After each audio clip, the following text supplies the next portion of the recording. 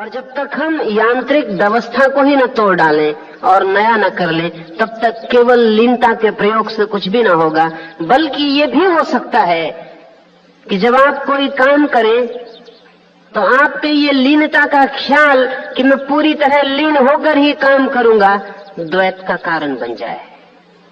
ये लीनता का ख्याल ही आपको लीन न होने दे। भोजन करते वक्त अगर आप ये ख्याल रख के भोजन करें कि मैं भोजन में पूरा डूबा रहूं, तो आप डूबे नहीं रह सकेंगे, क्योंकि ये ख्याल आपको बाहर ही किए रहेगा। हमारे भीतर यंत्रगत भूलें हो गई हैं और यंत्रगत भूलों को समझ लेना जरूरी है। अगर आप एक छोटे बच्चे को अपने झूले पर सोता हुआ देखें तो जो एक बात ख्याल में आपको नहीं आती होगी, आनी चाहिए, वो ये होगी कि बच्चे का पेट आप ऊपर नीचे होते देखेंगे, छाती नहीं।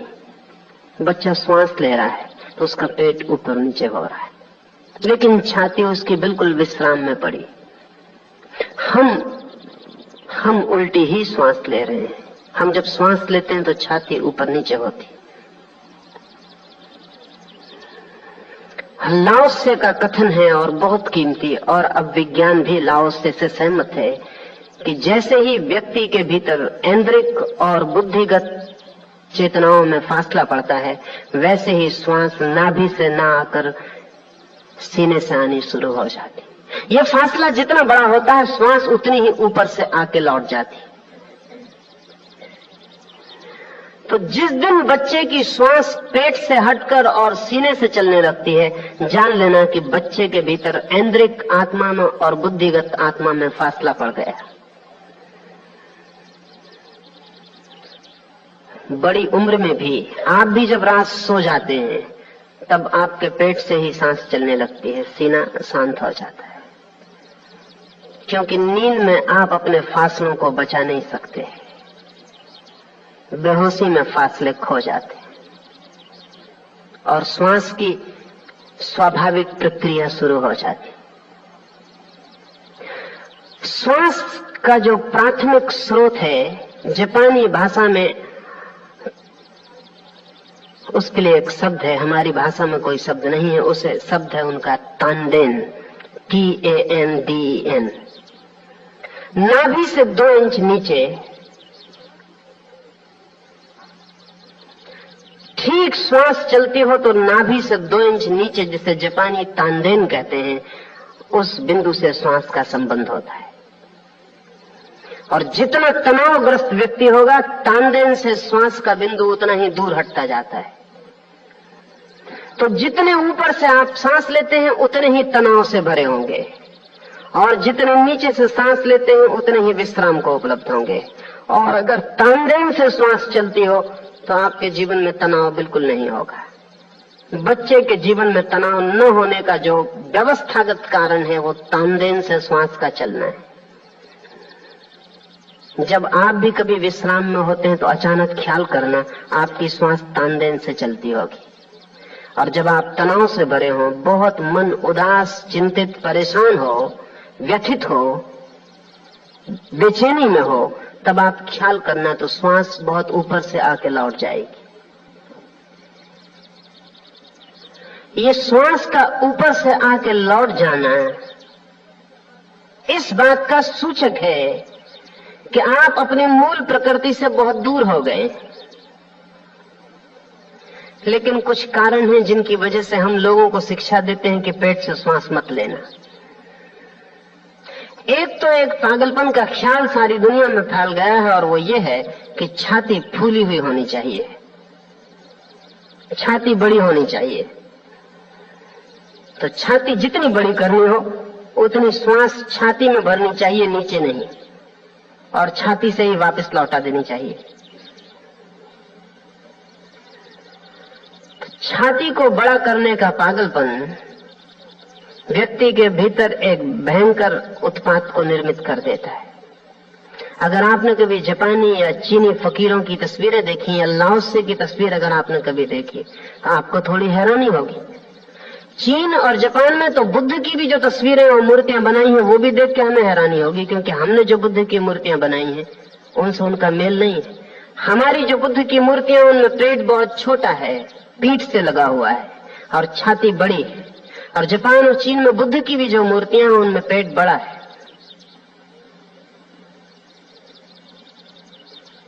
ठीक बच्चे जैसा है। बच्चे की छाती तो विश्राम में होती है, पेट थोड़ा सा बड़ा होगा क्योंकि श्वास पेट पर आएगी जाएगी। तो छाती को बड़ा करने का ख्याल भीतर एक खतरनाक स्थिति को पैदा करता है,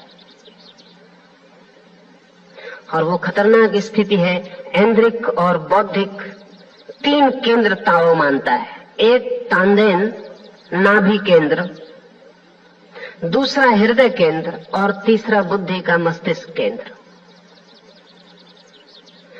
नाभि केंद्र अस्तित्व का सबसे गहरा केंद्र है, फिर उसके बाद उससे कम गहरा केंद्र हृदय का है, और सबसे कम गहरा केंद्र बुद्धि का है।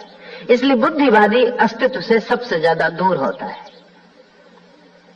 उससे तो निकट वे लोग भी होते हैं जो हृदयवादी हैं। तथाकथित ज्ञानियों से भक्त भी कहीं ज्यादा अस्तित्व के निकट होते हैं। जिसने केवल बुद्धि को ही सब कुछ जाना है वो आदमी सतह पर जीता है, हिसाब उसका पूरा होता है, गणित उसका साफ होता है, तर्क उसके स्पष्ट होते हैं, लेकिन कभी भी गहराई में वो नहीं उतरता, क्योंकि गहराई में सदा खतरा है, क्योंकि तर्क भी खो जाते हैं, हिसाब भी खो जाता है। वो सतह पर जीता है जहां सब साफ सुथरा है। हृदय में उतरे कि तर्क और गणित और सब साफ सुथरी दुनिया खो जाती है। इसलिए बुद्धिवादी हृदय की बात से भयभीत होता है, क्योंकि हृदय के साथ ही अराजकता, अतर्क, राग का जन्म हो सकता है, प्रेम पैदा हो सकता है, भक्ति आ सकती है, कुछ हो सकता है जिसके लिए तर्क देना मुश्किल पड़े। इसलिए बुद्धिवादी बुद्धि से जीता है और बुद्धि से नीचे प्रवेश नहीं करता। जितना बुद्धिवादी आदमी होगा श्वास उतनी ऊपर से चलेगी। श्वास की ऊंचाई और नीचाई को जानकर आदमी का टाइप जाना जा सकता है। जितना हृदयवादी व्यक्ति होगा श्वास उतनी गहरी चलेगी, लेकिन लाओ से कहता है हृदय भी आखिरी गहराई नहीं, और गहरे उतरना जरूरी है, और उसको वो तानदेन कहता है। नाभि से श्वास चलनी चाहिए। नाभि से जिसकी श्वास चल रही है वो अस्तित्व के साथ वैसा ही जुड़ गया है जैसे छोटे बच्चे जुड़े होते हैं। जब कोई अपनी प्राणवायु को अपनी ही एकाग्रता के द्वारा नमनीयता की चरम सीमा तक पहुंचा दे तो वो व्यक्ति शिशुवत कोमल हो जाता है। अपनी श्वास को नमनीयता की चरम सीमा तक पहुंचा दे। नमनीयता का अर्थ है तनाव शून्य तरलता को पहुंचा दे। अगर आप तनाव मुक्त हो, शून्य हो, तो श्वास आपकी अनिवार्य रूप से नाभि केंद्र पर पहुंच जाएगी। कभी शिथिल होकर शांत होकर कुर्सी पर बैठ के देखें, आपको फौरन पता चलेगा श्वास नाभि से चलने लगी। लेकिन ढीला छोड़ें अपने को, लेकिन ढीला हम छोड़ते नहीं। क्या इसका कारण केवल इतना ही होगा कि हम सीने को बड़ा करना चाहते हैं? नहीं, इतना ही नहीं, कारण और भी गहरे हैं। सबसे बड़ा कारण जो आपको ख्याल में भी नहीं होगा, लेकिन आप समझेंगे तो शीघ्र ख्याल में आ जाएगा। बच्चे को अपने शरीर का बोध सबसे पहले कब होता है?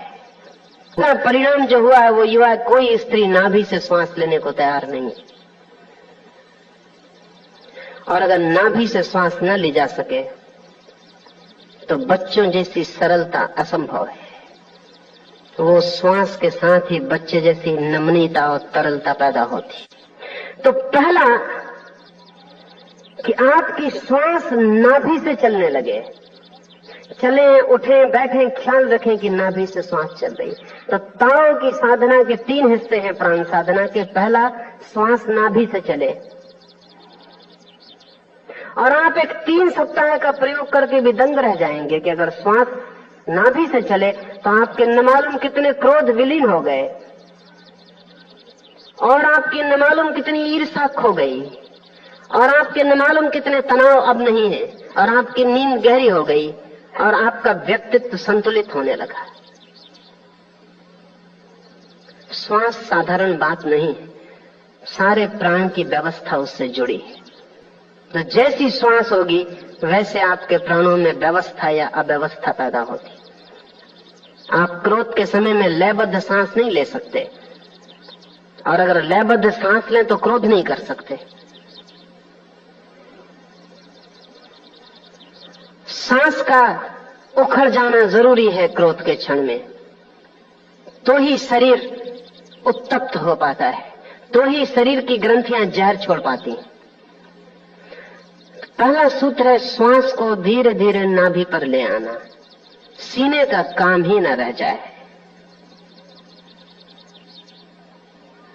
दूसरा ताव प्राण साधना का हिस्सा है कि सदा श्वास बाहर जाए उस पर ध्यान देना, भीतर आती श्वास पर बिल्कुल ध्यान नहीं देना।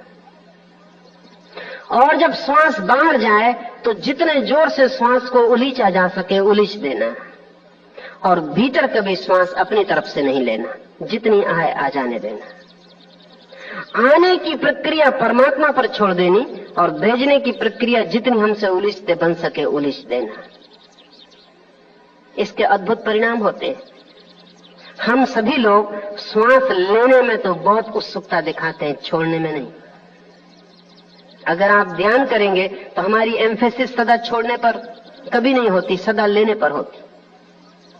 और ये सिर्फ श्वास का ही सवाल नहीं, हमारा पूरा जीवन ही लेने पर निर्भर होता है, देने पर कभी निर्भर नहीं होता।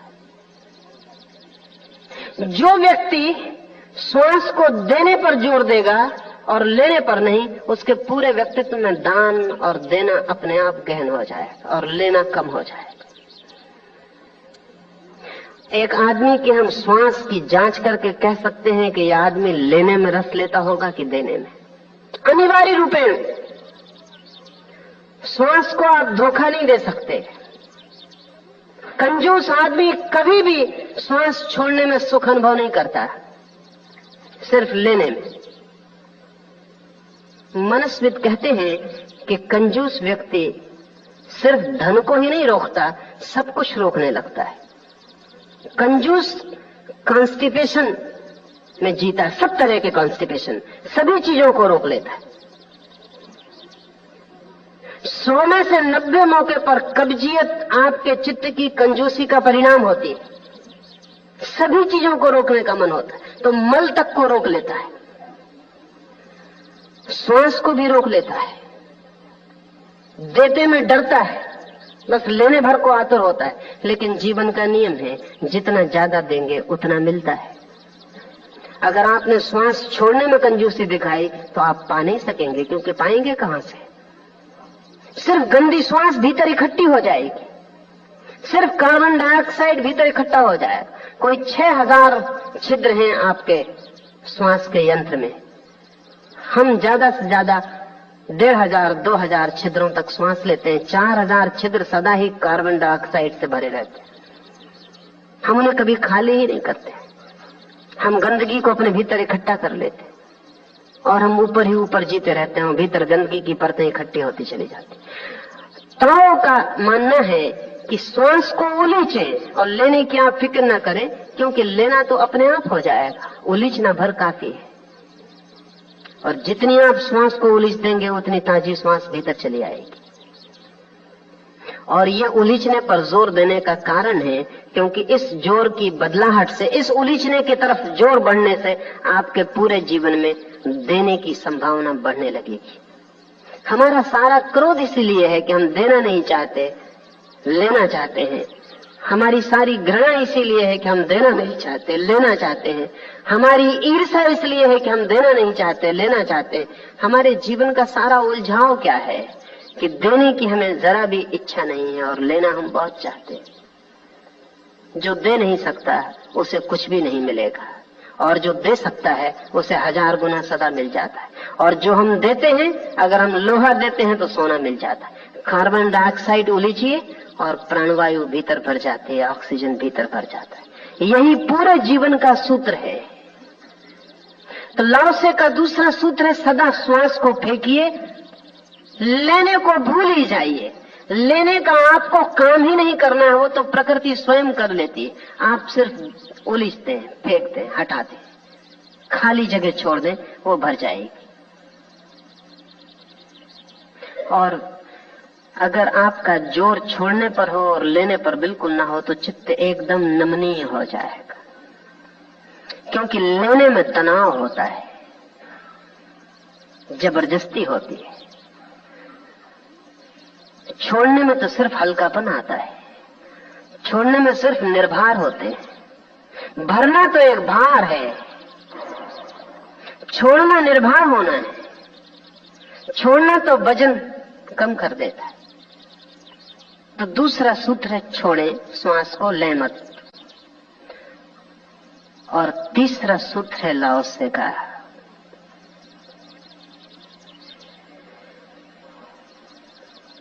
केंद्र नाभि हो जाए, छोड़ने पर जोर हो जाए। और तीसरा, ये जो श्वास का आना जाना है, इससे अपने को पृथक न समझे। जब श्वास बाहर जाए तो समझें कि मैं बाहर चला गया, और जब श्वास भीतर आए तो समझें कि मैं भीतर आ गया।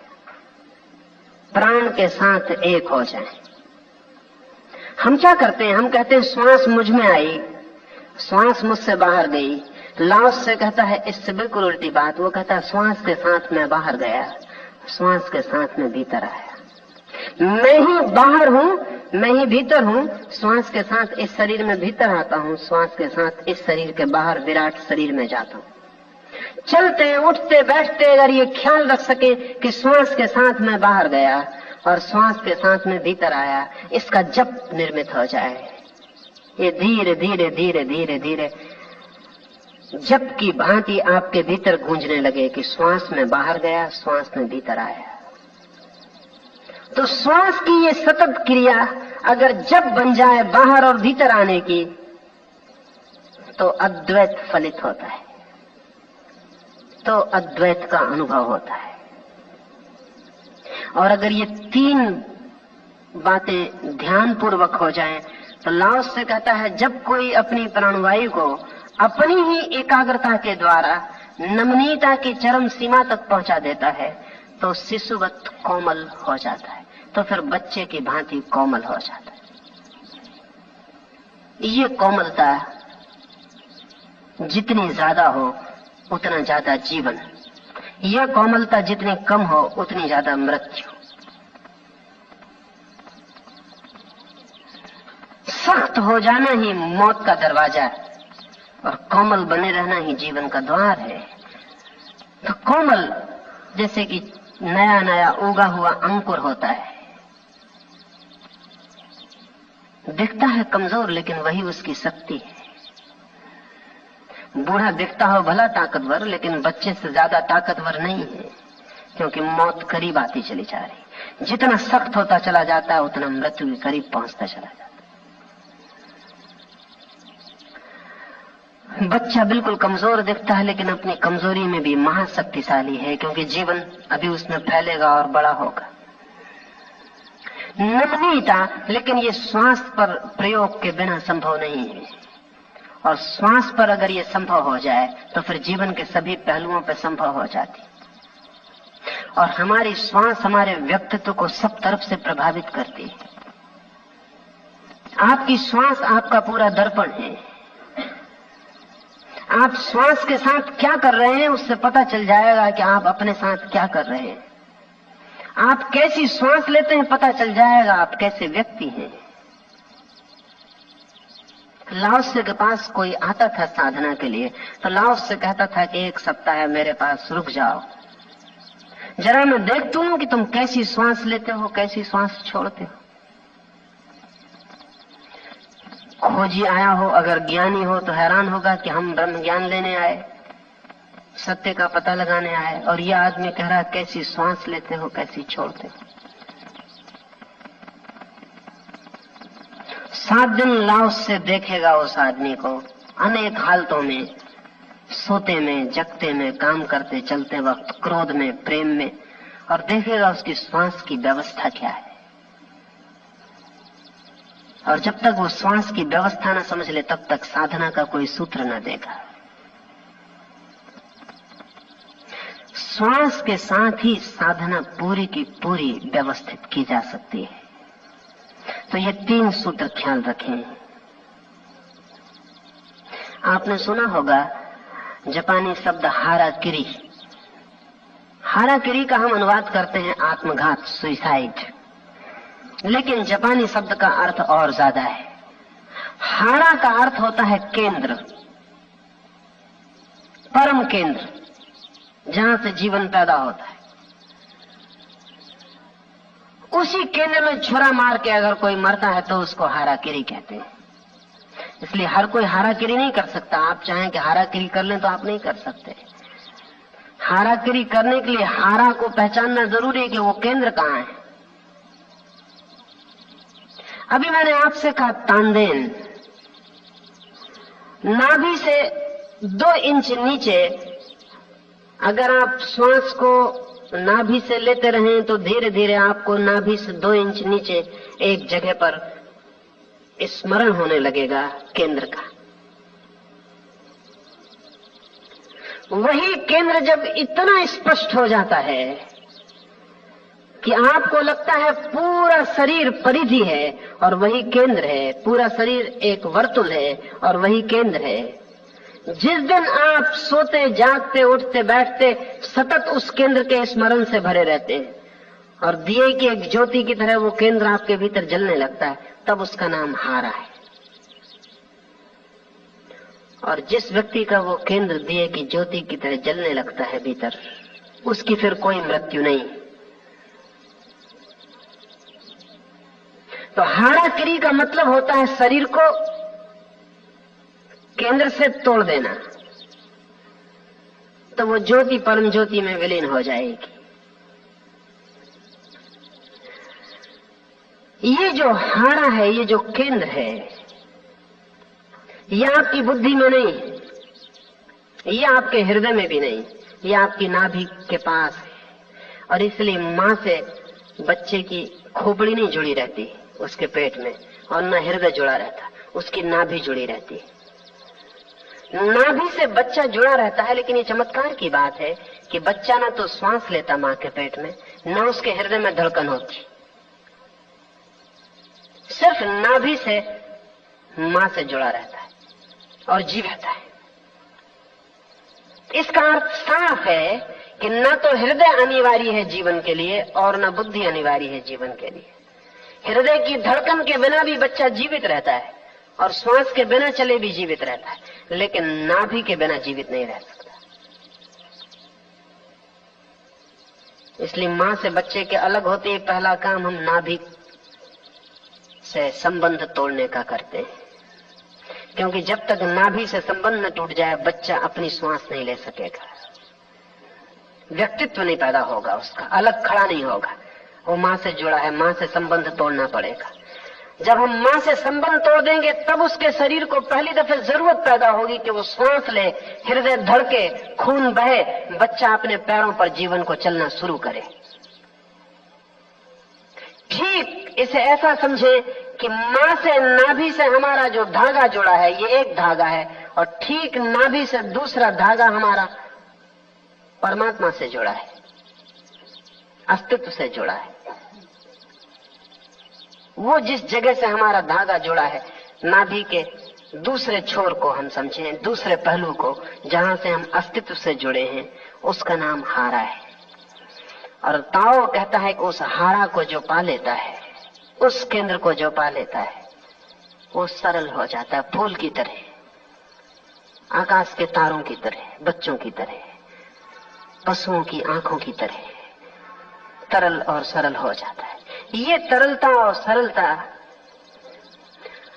अगर पानी हो तो तीसरे सूत्र में लाओस से कहता है, जब वह कल्पना के अतिशय रहस्यमय दृश्यों को झाड़ पहुंचकर साफ कर लेता है तो निर्विकार हो जाता है। श्वास नमनीय हो जाए, केंद्र पर आ जाए और कल्पना का सारा जाल तोड़ के फेंक दिया जाए। कल्पना के जो हमने जाल बना रखे हैं, न मालूम कितने कितने प्रकार के, शहर के नाम पर ही नहीं, धर्म के नाम पर भी न मालूम कितने जाल हमने अपनी कल्पना के बना रखे। न मालूम कितने ईश्वर, न मालूम कितने देव, न मालूम कितने स्वर्ग नरक कल्पना से बना रखे, जाना हमने नहीं, पहचान हमारी कुछ भी नहीं, सिर्फ अपनी कल्पना को भर रखा है। हमारी कल्पना एक पुस्तकालय है, जिस पुस्तकालय में जमाने भर की कल्पनाएं संग्रहित हो गई हैं। जन्मों जन्मों में न मालूम कितनी कल्पनाओं के जाल हमने इकट्ठे कर लिए और वो सब जालों के बीच में हम घिरे जीते हैं। लेकिन ये सारे के सारे जाल बुद्धि में हैं, और अगर किसी व्यक्ति ने बुद्धि से ही इन जालों को तोड़ने की कोशिश की तो वो नहीं तोड़ पाएगा। जरूरी है कि बुद्धि से नीचे चला जाए, गहरा चला जाए, अस्तित्व के केंद्र पर खड़ा हो जाए, और जैसे ही कोई व्यक्ति नाभि के पास आ जाता है वैसे ही सशक्त हो जाता है कि कल्पनाओं को तोड़ के फेंक दे। कुछ लोग बुद्धि से ही बुद्धि से लड़ने की कोशिश में लगे रहते हैं। बुद्धि के एक तर्क को आप दूसरे तर्क से काट सकते हैं, लेकिन ध्यान रखिए दूसरा तर्क आपको पकड़ लेगा। बुद्धि की एक कल्पना को आप दूसरी कल्पना से काट सकते हैं, लेकिन तब दूसरी कल्पना आपको पकड़ लेगी। ये कठिनाई ऐसी है कि जिससे आप काटने चले हैं वो बुद्धि ही कटनी चाहिए, अन्यथा कुछ भी नहीं कटेगा। तो लोग काटने में लगे रहते हैं, एक धर्म को दूसरे धर्म से बदल लेते हैं, एक गुरु को दूसरे गुरु से बदल लेते हैं, एक सिद्धांत को दूसरे सिद्धांत से बदल लेते हैं, एक शास्त्र को दूसरे शास्त्र से बदल लेते हैं। और कुछ लोग तो इतनी कठिनाई में पड़ जाते हैं क्योंकि वो समझते हैं कि उन्होंने सब शास्त्र छोड़ दिए और तब वो अपना ही शास्त्र निर्मित कर लेते हैं, जो कि और भी गरीब होने वाला है, उससे तो बेहतर किसी और का भी बेहतर था। कृष्णमूर्ति के साथ और उनके शिष्यों के साथ ऐसी कठिनाई खड़ी हुई है। कृष्णमूर्ति ने कहा सारी कल्पनाओं के जाल तोड़ दो, अच्छा लगता है, प्रीतिकर लगता है, तोड़ दो, लेकिन आदमी तब अपने को ही केंद्र में खड़ा कर लेता है और अपनी ही कल्पना के जाल बनने शुरू कर देता है। जब तक आप कल्पना के केंद्र से ही ना हट जाएं, तब तक आप कल्पना के जाल बुनते ही रहेंगे। और कल्पना इतनी अद्भुत है कि नकारात्मक रूप से भी अपने को भर लेती है। कृष्णमूर्ति कहते हैं कोई गुरु नहीं है, तो सुनने वाला कहता है कि किसी गुरु को नहीं मानेंगे, और कृष्णमूर्ति को गुरु मानना शुरू कर देता है बहुत गहरे में, उसका उसे भी पता नहीं चलता। एक मित्र भी आए थे कुछ समय पहले और मुझसे कहने लगे हम किसी गुरु वगैरह को नहीं मानते, क्योंकि हम कृष्णमूर्ति को सुनते, क्योंकि हम कृष्णमूर्ति को सुनते, हम किसी गुरु वगैरह को नहीं मानते। मैंने उनसे पूछा कि कृष्णमूर्ति को सुनकर ही ये ख्याल पैदा हुआ है, तो गुरु तो हो गए, ये ख्याल तुम्हारा नहीं है। पहले तुम दूसरों के ख्याल मानते रहे, अब भी दूसरे का ही ख्याल मान रहे हो। कहने लगे कि नहीं हम कृष्णमूर्ति को गुरु नहीं मानते। तो मैंने कहा फिर अब सुनने किस लिए जाते हो, अब सुनने की क्या जरूरत रही।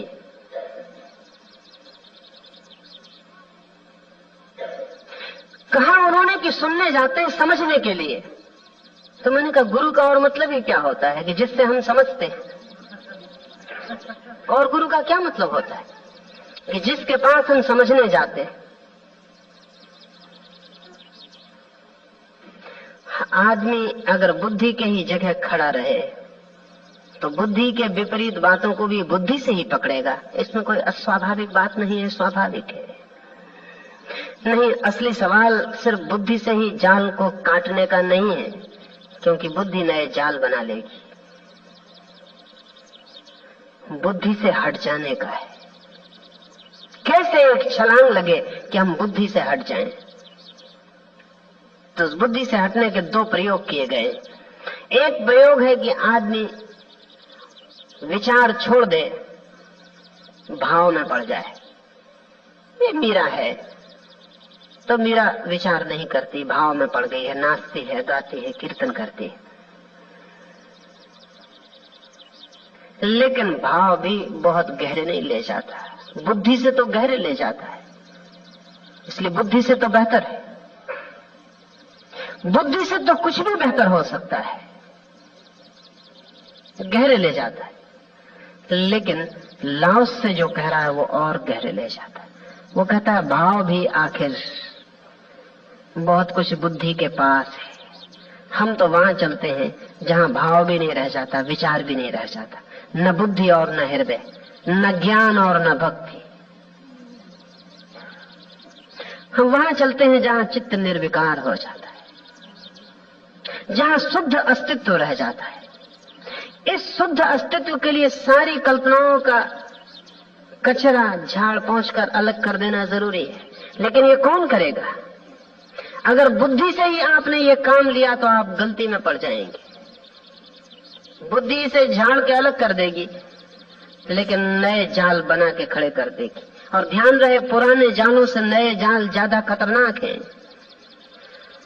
क्योंकि पुरानों को तो छोड़ने का मन भी होता है, नए को पकड़ने का और संभालने का मन होने लगता है। पुराने गुरुओं से नए गुरु खतरनाक हो जाते, और पुराने शास्त्रों से नए शास्त्र खतरनाक हो जाते, क्योंकि नए में नएपन का भी आग्रह और मोह। और अगर किसी को ये ख्याल आ गया कि मैं समर्थ हो गया हूं सारे जाल को काटने में, तो ये अहंकार बुद्धि के केंद्र पर खड़ा होकर सबसे बड़ा जाल बन जाता है। नहीं, इससे नीचे हटना पड़े। ये बहुत मजे की बात है कि अगर आप नाभि से श्वास लेने लगे तो आप अहंकारी नहीं रह जाएंगे। आपको कुछ करना ही पड़ेगा कि अहंकार छोड़ने जाएं। नहीं, आप नहीं रह जाएंगे, क्योंकि नाभि पर अहंकार के टिकने का उपाय नहीं है। अहंकार इतना बड़ा तनाव है कि नाभि से सांस चलती हो तो नहीं टिक सकता, इतना शांत हो जाता है भीतर सब। लाओस से अपने शिष्यों की परीक्षाएं लिया करता था। उनको सवाल देता, वे ठीक जवाब ले आते और लाओस से फाड़ के फेंक देता, क्योंकि उनके पेट पे हाथ रख के देखता और कहता सवाल बेकार गया, जवाब गलत है। एक युवक आया हुआ था और उसने लाओस से कहा, तुम पागल तो नहीं हो? तुमने जो समझाया था ठीक वही वही लिख के लाया हूं। लाओस ने कहा वो तो बिल्कुल ठीक है, लेकिन जो लिख के लाया है उसकी श्वास नाभि से नहीं चल रही। और ये जवाब तो तभी आ सकता है भीतर से जब श्वास नाभि से चल रही हो। तुम मुझे सुन के ले आए हो, ये बुद्धि से सुना गया था, बुद्धि से दे दिया गया, तुम्हारे भीतर इसका कोई भी अनुभव नहीं है।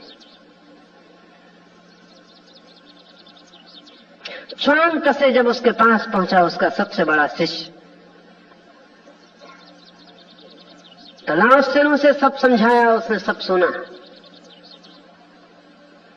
और जब उसकी परीक्षा का वक्त आया तो जैसा कि सभी शिष्य अपने कागजात लेकर आते थे जवाब देने के लिए, वो बिना कागजात खाली हाथ आके बैठ गया। लाओस ने कहा कि आज तुम्हारी परीक्षा का दिन है और मैं कुछ पूछूंगा, जवाब लिखने के लिए कुछ लाए नहीं? चांग त्से ने कहा कि अगर मैं जवाब नहीं हूं तो मेरे लिखे हुए जवाबों का क्या उपयोग होगा? उसने अपने कपड़े उतार दिया और नग्न होकर सामने लेट गया। उसने कहा कि तुम मेरी श्वास देख लो। और ध्यान रहे, अगर नाभि से सच्ची श्वास नहीं चलने लगी है और आप सिर्फ कोशिश करके चलाते रहे, तो जब कोई आपके पेट पे हाथ रखेगा फौरन श्वास सीने से चलने लगेगी, फौरन। ऐसे ही आप कॉन्शियस हो जाएंगे, श्वास आपकी सीने से चलने लगेगी। वो तो बच्चे जैसे सरल ही ना हो गए हों कि कोई पेट पे हाथ रखे या कुछ भी करे, श्वास वहीं से चलती ही है। डॉक्टर जब आपका हाथ अपने हाथ में लेकर नाड़ी नापता है तो आप कभी ये मत सोचना कि नाड़ी उतनी ही होती जितनी डॉक्टर को पता चलती। डॉक्टर को भी कम से कम थोड़ा उसे घटा लेना चाहिए, उतनी नहीं होती। वो डॉक्टर के पकड़ने से बढ़ती, बढ़ेगी ही, क्योंकि आप सचेतन हो गए, आप कॉन्शियस हो गए, घबराहट आ गई, तनाव बढ़ गया। तो बीमारी जब डॉक्टर जांचता है तो उसे ये नहीं समझना चाहिए बीमारी इतनी ही होगी, थोड़ी ज्यादा मालूम होती है, क्योंकि उतना घबराहट भी बढ़ गई होती है भीतर।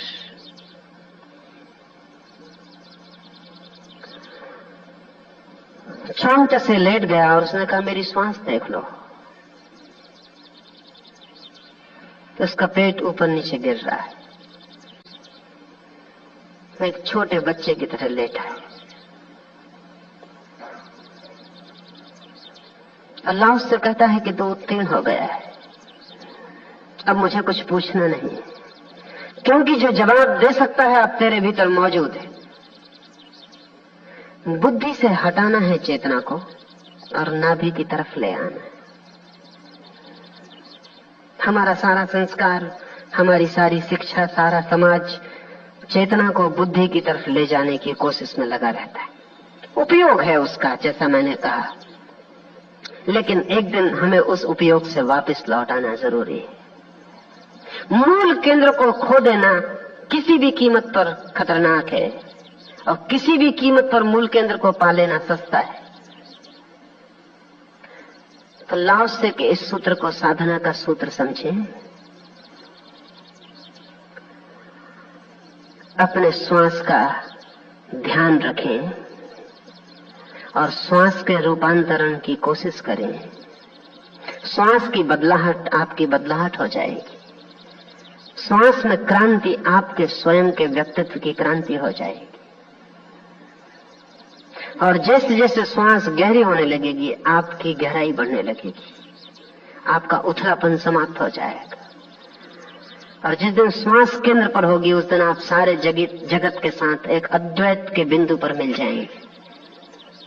अपने केंद्र पर जो आ गया वो जगत के केंद्र पर आ जाता है। स्वयं के केंद्र पर जो डूब गया वो विराट के केंद्र से एक हो जाता है। तो परम आलिंगन अद्वैत का फलित होता है। और जैसे जैसे आपकी श्वास गहरी और भीतर भीतर उतरने लगती है, वैसे वैसे रहस्य के नए पर्दे और सत्य के नए द्वार खुलने शुरू हो जाते हैं। जो मनुष्य के भीतर छिपा है वही विराट में विस्तीर्ण होकर फैला हुआ है। जो अपने भीतर गहरे उतर आता है वो परम के भीतर ऊंचे उठ जाता है। ईसाई फकीरों ने कहा है, एज अबव सो बिलो, जैसा ऊपर वैसा नीचे। भारतीय संतों ने कहा है, जो पिंड में छिपा है वही ब्रह्मांड में। प्लोटिनस ने कहा, man is the measure of all things, सभी चीजों का माप तौल मापदंड आदमी है। और आदमी अगर अपने भीतर उतर जाए तो वो विराट के भीतर उतर गया। आदमी एक छोटा सा विराट है, ए मिनिएचर, छोटा सा विराट। विराट में जो भी है सब उसके भीतर है। सब अपने ही केंद्र पर पहुंच जाने से व्यक्ति विश्व के केंद्र को पा लेता है। तो लाओस से कहता है, ये 3 बातें जो व्यक्ति पूरी कर ले प्राण की साधना में, ध्यान रहे लाओस से की प्राण की साधना भारतीय प्राणायाम से भिन्न है, क्योंकि भारतीय प्राणायाम बौद्धिक है और भारतीय प्राणायाम आयोजित है, चेष्टित है। और भारतीय प्राणायाम में प्राण को बुद्धि के द्वारा व्यवस्था दी जाती है। और लाओसे का प्राणायाम नैसर्गिक है, बुद्धि के द्वारा व्यवस्था नहीं देनी है, वरन बुद्धि ने जो व्यवस्था दी है अब तक उसको भी तोड़ डालना है और नैसर्गिक प्राण की गति को खोज लेना है। जो सहज गति है, जो जन्म से हमारे साथ थी, उसे खोज लेना है। तो भारतीय प्राणायाम और लाओसे के प्राण साधना में बुनियादी अंतर है। और लाओसे की प्राण साधना ज्यादा गहरी है प्राणायाम से, क्योंकि प्राणायाम फिर आखिर मनुष्य का हिसाब है कि बाएं नाक को रोककर 3 दफे, फिर दाएं नाक को रोककर 3 दफा, फिर इतनी देर भीतर रोकना, फिर इतनी देर बाहर छोड़ना, फिर इतना रेचक, फिर इतना कुंभक। इस सब का सब बुद्धिगत है। इसके उपयोग है और इसके फायदे, लेकिन इसके उपयोग और फायदे शरीर तक ही है। और इसके उपयोग और फायदे से व्यक्ति सुंदरतम स्वास्थ्य को उपलब्ध हो सकता है और इस साधना के द्वारा शक्ति को भी उपलब्ध हो सकता है। लेकिन लाओसे की प्राण साधना बिल्कुल भिन्न है। उससे व्यक्ति निसर्ग को उपलब्ध होता है, प्रकृति को, जो है हमारे सब सोच विचार के पहले और जो बचेगा हमारे सब सोच विचार के खो जाने के बाद। इसलिए प्राण योग, भारतीय प्राणायाम बिना गुरु के खतरनाक हो सकता है, क्योंकि उसमें आयोजना है, व्यवस्था है, डिसिप्लिन है।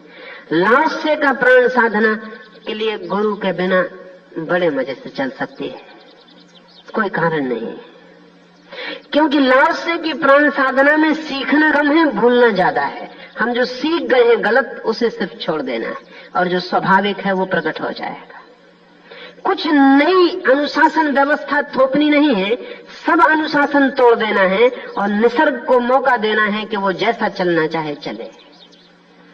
लेकिन जैसा मैंने आपसे कहा, जब तक आप अपने शरीर को स्वीकार नहीं करते, और शरीर को स्वीकार करने का अर्थ है जब तक आप अपने यौन को स्वीकार नहीं करते, तब तक आप कभी भी शरीर के साथ संवेदना को उपलब्ध नहीं हो सकेंगे। और जब तक आप अपने भीतर किसी चीज को निंदा ही किए चले जाते हैं तो आलिंगन कैसे करेंगे? और जब अपने ही भीतर आपने दीवारें बना रखी हैं तो दूसरे से मिलने की तो बात ही छोड़ते हैं, अपने से ही मिलना नहीं हो पा रहा है। और जो अपने से भी मिलने में डर रहा है वो परमात्मा से मिलने में निर्भय होगा, इसे मानने का कोई भी कारण नहीं। स्वीकार करें जो है भीतर, उसे परमात्मा की देन की तरह स्वीकार कर लें, निंदा को छोड़ दें। कुछ पाप नहीं है, कुछ अपराध नहीं है, जो भीतर है वो प्रभु का हिस्सा है, उसे स्वीकार कर लें। और जैसे ही आपके भीतर सर्व स्वीकृति आती है, वैसे ही शरीर में और आपकी चेतना के बीच के सब बाधाएं टूट जाती हैं और शरीर और चेतना एक तरल धारा हो जाते हैं। तब शरीर आपका ही हिस्सा है, बाहर फैला हुआ, और आत्मा आपका ही शरीर है, भीतर गया हुआ। तब शरीर ठोस आत्मा है और आत्मा तरल शरीर है। तब शरीर दृश्य आत्मा है और आत्मा अदृश्य शरीर है। तब ये एक ही चीज के दो छोर है, और जिस दिन ऐसा अनुभव होता है उसी दिन ये सारा जगत एक हो जाता है। उस दिन पत्थर में और परमात्मा में फर्क नहीं रह जाता। जिन लोगों ने परमात्मा की मूर्तियां पत्थर से बनाई वे बड़े होशियार थे। उन्होंने एक सूचना दी कि जब तक तुम्हें पत्थर परमात्मा न दिखाई पड़ने लगे तब तक तुमने कुछ भी नहीं पाया, इसे ठीक से जानना। पत्थर की मूर्ति बनाने का और कोई प्रयोजन नहीं है, एक इंगित कि पत्थर भी जब परमात्मा दिखाई पड़ने लगे तभी तुम जानना कि तुमने परमात्मा को जाना है। लेकिन जिनको अपना जीवित शरीर भी परमात्मा नहीं दिखाई पड़ रहा, उन्हें पत्थर परमात्मा दिखाई पड़ेगा, ये कैसे कहा जा सकता है? शायद उन्हें पत्थर इसलिए परमात्मा मालूम पड़ता है कि पत्थर में कोई वासना नहीं, कोई इंद्रिय नहीं, पत्थर बिल्कुल मरा हुआ मुर्दा है, इसलिए उनको पत्थर में थोड़ा परमात्मा शायद नजर आ जाए। लेकिन परमात्मा अगर जिंदा उनको मिल जाए तो वो 25 संदेह उठाएंगे। अरे आप खाना भी खाते हैं, आपको भूख भी लगती है, सर्दी में आप ठिठुरते भी हैं, आपको भी गर्मी में पंखे की जरूरत है। भगवान खत्म हुआ, परमात्मा विनष्ट हुआ, हम अपने घर लौट आएंगे आश्वस्त होते कि गलती थी बात, नाहक इस आदमी के पास गए थे। पत्थर में कोई वासना नहीं दिखाई पड़ती, इसलिए हमको परमात्मा दिखाई पड़ता। लेकिन जिन्होंने पत्थर की मूर्ति बनाई थी उनका कारण दूसरा था। उनका ख्याल ये था कि जब तुम्हें पत्थर में भी दिख जाएगा तो ऐसी कौन सी जगह बचेगी जहां तुम्हें नहीं दिखाई पड़ेगा। जीवन का सर्व स्वीकार धार्मिक व्यक्ति का पहला लक्षण, और सर्व स्वीकार से आती है शांति, सर्व स्वीकार से आता है विश्राम, सर्व स्वीकार से आती है बाल सुलभ निर्दोषता। उसी निर्दोष आंख के लिए जगत ब्रह्म हो जाता है।